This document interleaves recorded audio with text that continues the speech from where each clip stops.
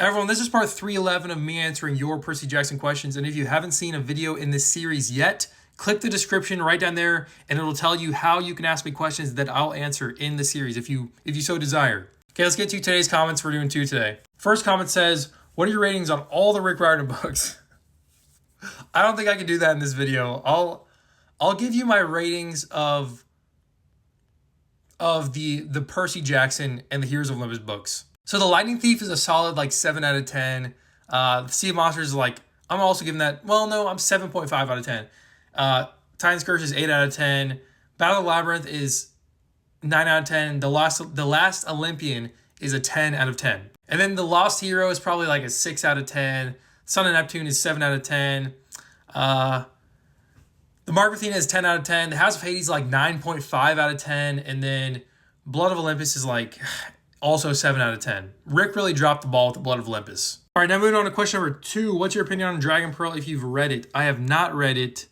I feel like I've heard that before, but I have no clue what that is. However, now that you mentioned that series, I'm going to look that up and see if it's worth reading. So thank you for that. Okay, question number 3. Have you read any other Greek mythology-based series like the Pegasus series by Kate O'Hearn, or The Song of Achilles by Madeline Miller?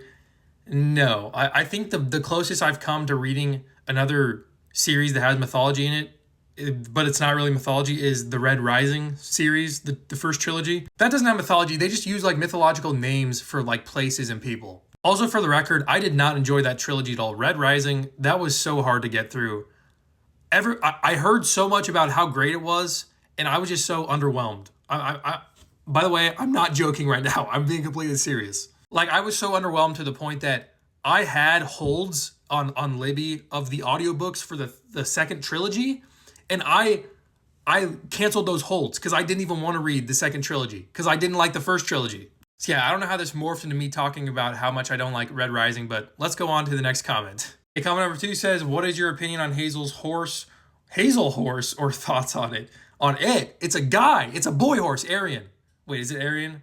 I think the audiobook narrator says Orion, but it's Arian. Yeah, I think it's cool. Like, seriously, he's the son of Poseidon, and he can literally run at the speed, over the speed of sound. Like, that horse is so cool. Like, if I could have a horse, that would be my horse. That horse is awesome. And that takes care of all today's questions. I'll see you tomorrow for part 312 of me answering your Percy Jackson questions.